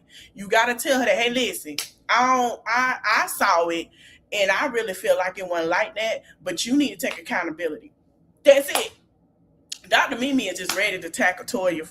I don't know what's going on with that. She kind of ready. So Dr. Mimi say, you know what she doing? Ignore her. Dr. Mimi still pissed off that she kicked her out of the house and trying to say that she was trying to interfere in her marriage. That still pissed Dr. Mimi off because Dr. Mimi feeling like, well, damn, bitch. I mean, excuse me. We friends. Like, damn, how am I interfering in your jump when I'm telling you wrong in front of all them people to show your tail at the house? Which Toya, I ain't gonna lie, you did show your butt. All you had to say was, I'm gonna get you once they gone. And you could have left it like that. They didn't have to know. They probably were like, ooh. He was like, yeah, we'll talk when we're clear the house, we'll have a conversation. That's all you had to say, girl. That's all you had to say. I wouldn't have gave him. That's all right, baby. Whatever. You heard what I said. Sometimes you got to do that. Don't worry about it. We'll have this conversation later. We not. Oh, yes, we is. Oh, we'll talk later. Don't worry about it. Don't worry about it. You remember, you lay with me at night. You sleep in the house with me. They go home to theirs. You don't got to worry about it. That's all you had to say, girl. So, Dr. Mimi say she wants Dr. Heavily know what's going on. She wants to get her set and not address the things at hand. Toya's an Aries. That's what she does. Yeah. So Toya said the one question she want answered, if she had an issue with her friend, Simone, why didn't? And then Dr. Heavily said, is she my friend? And Toya was like, okay. If that wasn't your friend, then why did you put your hands on her in the first place? And Dr. Heavily said, I didn't put my hands on her. She said, you did. And that's what she said, that you had to take your hands off of her. And so Dr. Heavily say, I didn't do her like she said I did. And Toya say, so she just randomly pushed you. And Dr. Heavily threw her hand up. And Toya said, it takes a crazy person to understand a crazy person. I'm sorry. I don't understand Heavily right now. She said, I'm just saying. So everybody listening. So everybody go inside. And Dr. Mimi said she think they were unable to hear Heavenly as they did Simone yesterday. And Dr. Heavily said, this situation right here is for me is undeserving. I don't understand why, she's so angry with me. She said that she wasn't effing coming. So Brandy said, do you understand now the implications of when you use certain words like hostile? And she said, Dr. Heavily said it was hostile. And Dr. Mimi and Brenda telling her, listen, we have medical license. You can't use that word. And I agree. Like, listen, our medical license require us to behave in a certain way, and we can't act that way. You can't say that because right now I understand where Brandy coming from. Y'all medical license are threatened, honey. As Black women, I have to be honest. They looking at y'all like y'all really ain't got no professions. That's what they telling y'all and telling America. So I understand where she coming from. I get it. She say, so Brandon say, if someone say you assaulted them, that can absolutely tarnish your reputation. And Dr. Simone is talking to Toya, Quad, and Angel, and she say she understand that Dr. Jackie, she say she understand that she also needs to give grace like God gives her every day, and she say she not ready right now. But Dr. Jackie say what Heavenly needs to hear right now is the heart of Simone, and Dr. Simone say she didn't come wanting it, and she's not getting it, and that's just what it is. And Toya said, go talk to her, Jackie. And Angel say she believes it's not going to transfer over that way because right now with the both of them, it's just not, they're not in a good space. And Quad say, they got to understand people process because there's something that they want right now. And Toya is laughing like calling BS. But she's saying you got to allow people to take their time. And Toya drinking wine, laughing, thinking it's funny. And, Quad is like, we got to let people do what it is right now. So she get it. So Dr. Jackie go down there and say, tell Dr. Heavenly, and start crying, y'all. She say what she need her to hear, that she gratefully need her to understand, and that Simone is hurt right now, and she want her to hear her, and everybody is shaking and agreeing. And she say, are you willing to say to a friend that I hurt you? She say, you don't have to go back and say you hurt me. In relationships, somebody, and Dr. Heavenly say, I can do it, Jackie. I can do it. God damn. So Dr. Jackie say, and Dr. Mimi say, you're going to do it from the heart. You're not going to be spiteful. And she say, yeah, I can do that. And they say that's the only way to do it. And Dr. Heavenly say, everybody keeps saying that she going through so much, but she going through so much too. Dr. Heavenly and Dr. Simone are going through a lot. And I feel like instead of being against each other, they need to continue to lean on each other. Toya don't give a damn. Let's be for real. Toya don't give a fuck. She's still gonna be funny and shady as hell. That's just Toya. She care, but she ain't finna. Toya try to. If you pay attention, I see it. Toya trying to lighten it up and make fun of stuff, just to get people to smile and laugh. You know what I'm saying? And she really. That's just her way of trying to do it. That's just how she operates, and people gotta understand. That's just Toya. That's how she is. And Dr. Jack and Dr. Heavenly say, she got to be, they both had a conversation. They try to be strong, and then Dr. Jackie say strong people need strong friends, and that's true. And Jackie say she started crying, talking about she need to take her place and walk in it and stop. And Dr. Heavenly closing her eyes and listening, and she say, you are big enough to walk in there and say you sorry, because that's who you are. And that's what you are made of. And then Heavenly say, Jackie, and she say, you can say you sorry. And then she say, Jackie, I can do that, Jackie. She say, you mean it from your heart. She say, yes, and say, okay. And she say, I don't want to make a light of the fact that you hurting, but do I not know where your baby is? It's the hardest part. It's one of the painful things to happen, because Dr. Heavenly don't know what's up with her son. She say she has not talked to her son because of what she said, and I knew that it was gonna come of what she said. I'm gonna tell y'all why. Because Dr. Heavenly grew up where the same thing happened to her. Remember, she say when she graduated, she left Miami. She jet boated out of that sucker. She didn't say bye. She didn't say nothing to nobody. I remember she said she came back. Her daddy had passed. After that, she didn't talk, and then she came back after her mama passed. She said that they didn't have a good relationship. So her anger, even her brother say the same thing. Say that her anger was what she said her son was taken from a place that she went through, and now he ain't talking to her. She said something she never said and never done. She didn't hear him out. As usual, and I'm just saying as usual because we can be honest. I mean, parents do that, and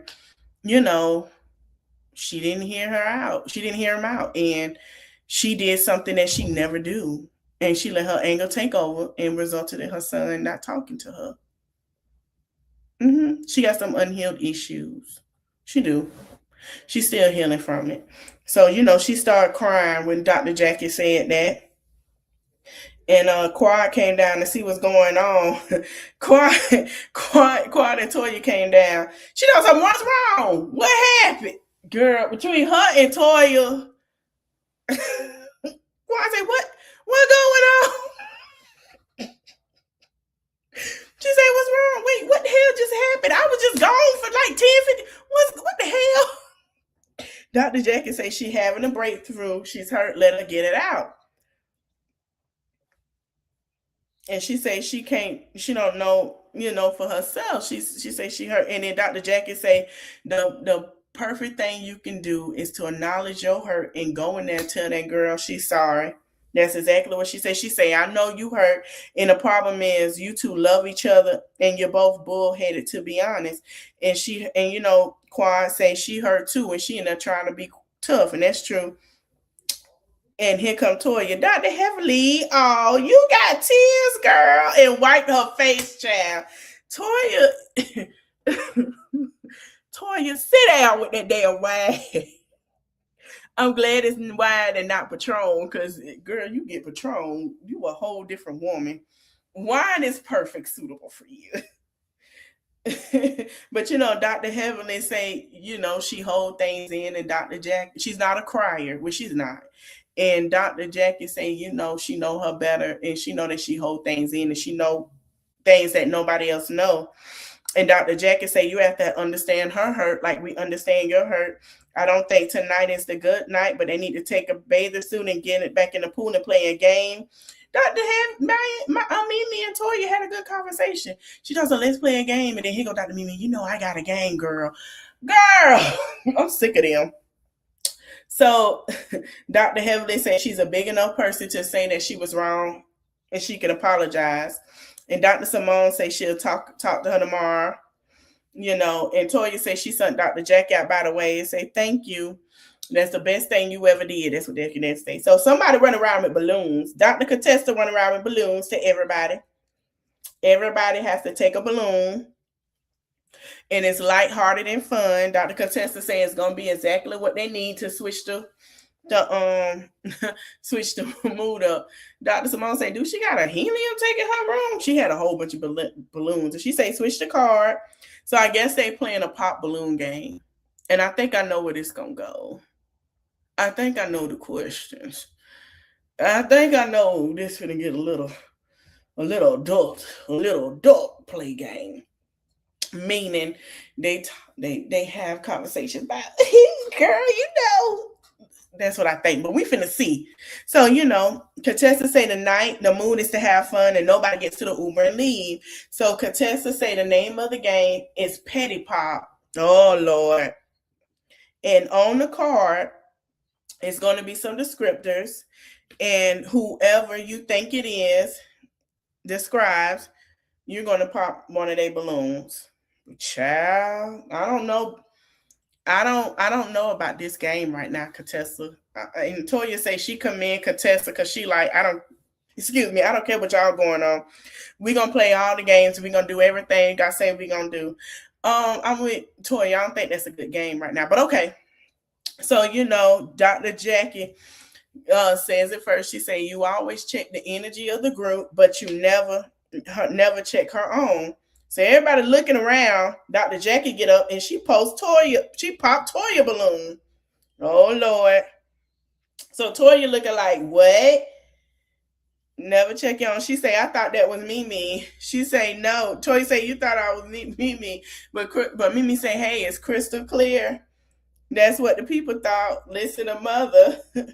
And Mimi say, I agree with Jackie. Toya, check her energy. And so Brandy read hers, and it says, breaks the sound barrier. And they say, go pop. And she pops Simone.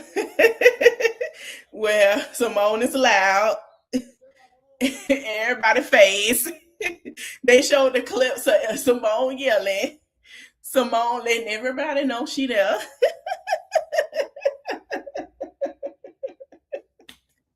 They show Wes Brandy had to say Simone. She yelling, bring it, bitch! Bring it! I don't care! That's Simone. Simone is loud. When Simone don't care. She's loud, okay? Child, everybody started laughing. And then Toya said she had a card. And the card say, it's the first to jump bad. But as soon things get heated, plays the victim. I know who Toya finna go to. And so Dr. Heavenly ran. And pop Toya, but Dr. Simone balloon. And Toya say too soon, hey, Sexy Ray. She say, sit down. And so they say, you gonna let him get away with that? What you got, Simone? And she say, is the only friend, not the support her girlfriend's political endeavors. Oh, they popped Toya balloon. And she talking about some damn. Everybody started popping her balloon. She say, you know what? She say them balloons is not the best for her anyway, okay? And say dress the best in the group. Angel popped her own balloon, and then Toya say, "You know what? I love the fact that y'all are hyping yourself up." She say, "You missing yourself as a problem." And Dr. Heavenly say, "Treat their friends like their patients." Dr. Mimi. So everybody started popping Mimi balloon, and she popped her own balloon. And then Toya say, "Never uses her voice to defend her friends, even when someone in the wrong." And Quiet talking about Jackie going on, they talk about you, baby. So Toya got her toss her, yay, and popped all the Jackie balloons, and she started laughing. So Quiet got the last one. Talking myself, don't know how to make. They pop Quiet balloons. Quiet started laughing. Child, they were having fun. Everybody was popping each other balloon. And Contessa say she gotta ask who gonna help her clean the mess up. Toya say she gotta go change. She gonna go pee. Everybody looking, and they start picking up. She say she thank everybody for a wonderful night. Dr. Jackie asks who has been the best host this weekend, and they say Contessa been a good host. She did a good job now. She did a good job.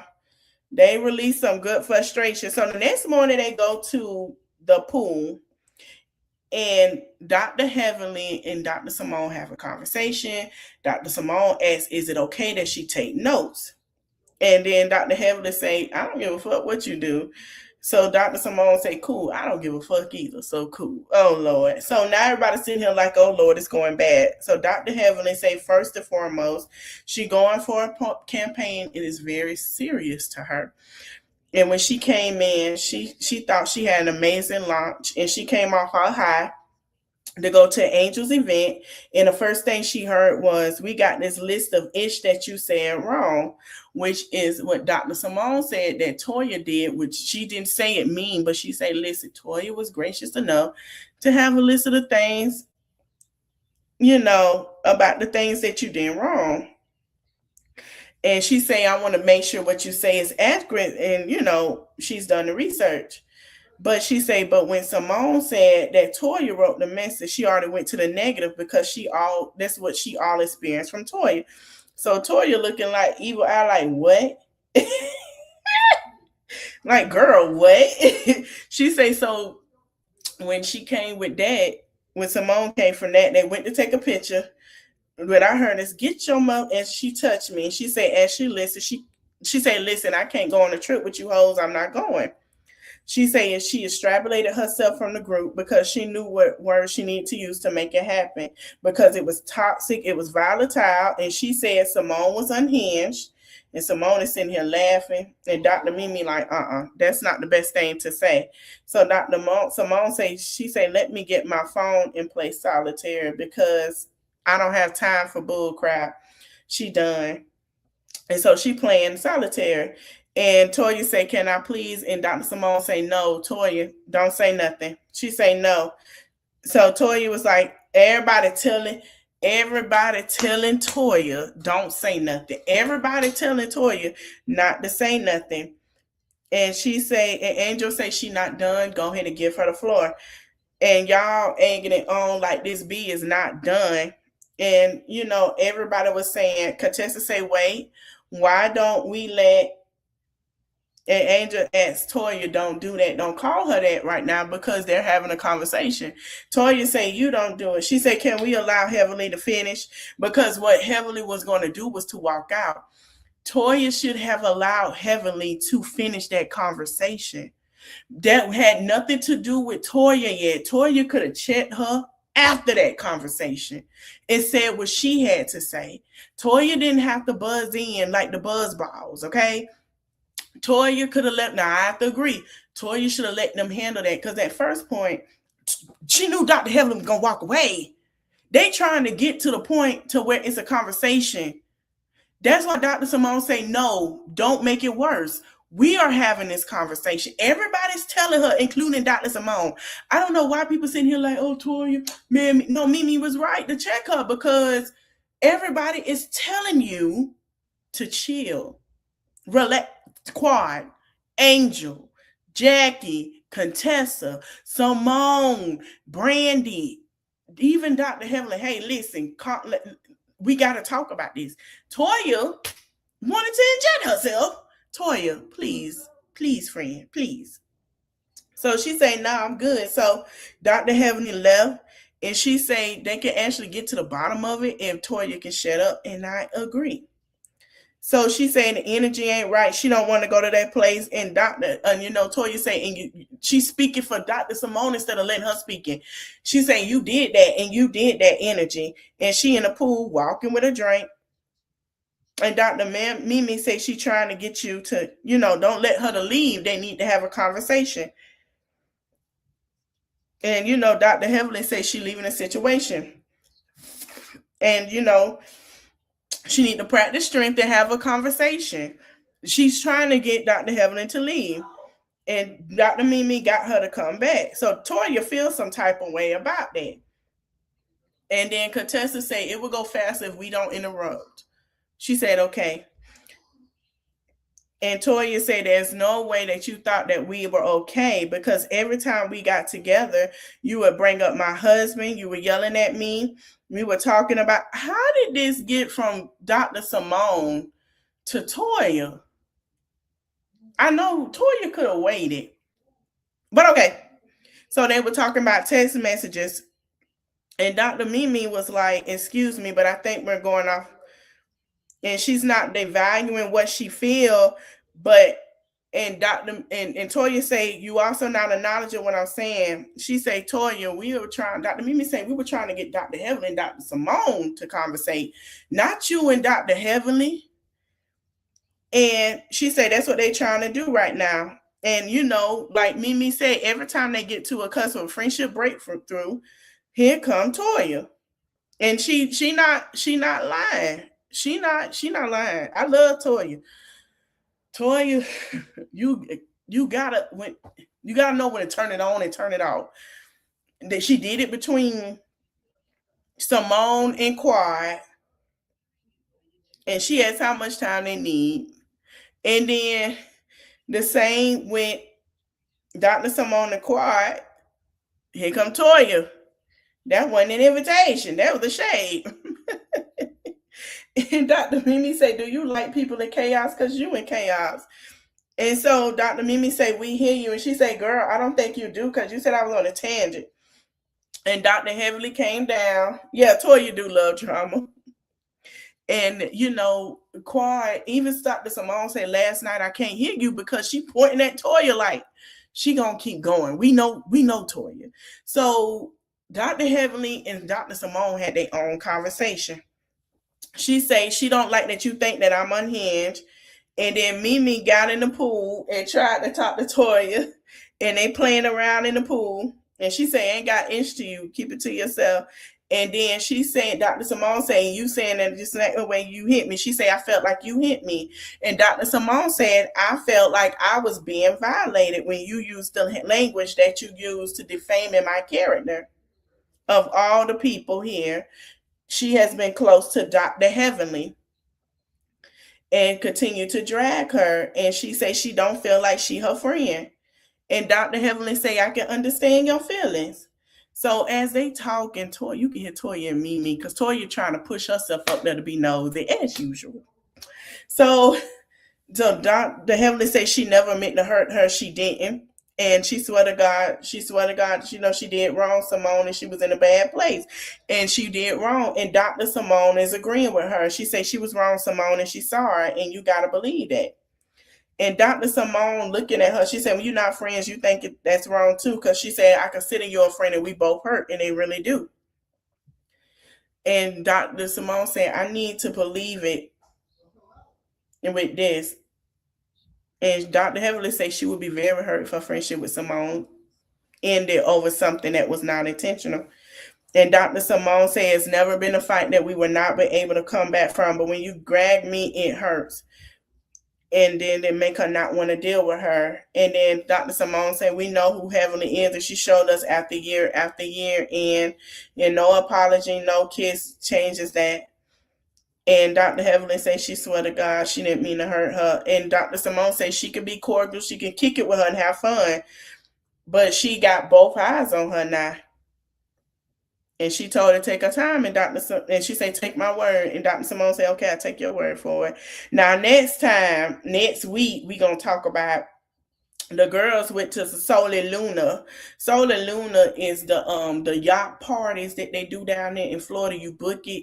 It's not that expensive. It's decent. That's where y'all see the girls laid out on the boat, taking pictures, having a drink. That's something that they do. It's a lot of yacht parties down there. Miami. I think Tampa has. What's a lot of them? A lot of places do that, and they went to one, which I love. And Dr. Heavenly and Dr. Simone, Dr. Heavenly kissed Simone, and Dr. Heavenly got into it with Toya. And she said, Dr. Jackie said that Toya was difficult to work with and very unprofessional. And Dr. Jackie said she did not say that. And Contessa say you can't have tell Heavenly nothing. Because Jackie probably did say all that. Yeah. And Toya said, Quad said, she crying to everybody, saying she going through the IVF process. They worked very hard. And she tried very hard to get the eggs, and she can't get her eggs, and all the ladies start crying with her and telling her they so sorry because now she want to have a baby. Now I'm gonna talk about King and Quad tonight. I think I might push it to 5. And she said, "I'm so sorry." So we're gonna talk about it next week, but we're gonna talk about King and Quad tonight. There was some things that were said. I'm gonna do it at 5 o'clock. So we're gonna have us a late evening. But I like that y'all stayed with me. I like how, we had a good conversation, and you guys came in and shared your thoughts, honey, because it was a lot going on. I can't wait for the new for more episodes. I can't wait for Real Housewives. I can't wait for the reunion, y'all. But yeah, I will see you guys. Hold on, let me put it at 5 o'clock. Today, maybe I can do what I got to do, have my things together so we can have us a good live. I did 3:30. I think I'm gonna keep it at 3:30. We're gonna keep it at 3:30. We're gonna keep it at 3:30. We'll keep it at 3:30. So I'll see you guys at 3:30. I want to thank y'all for watching, y'all. I will be back on this next week. Don't forget now, we got a lot to discuss about the love at the lockup. But listen, tonight we are talking about live. Not only that, we talking about NLE Chopper, Kevin Gates, and Offset. And we're going to talk about King and Quad. We're going to talk about the child. Y'all just make sure y'all have y'all drinks and stuff.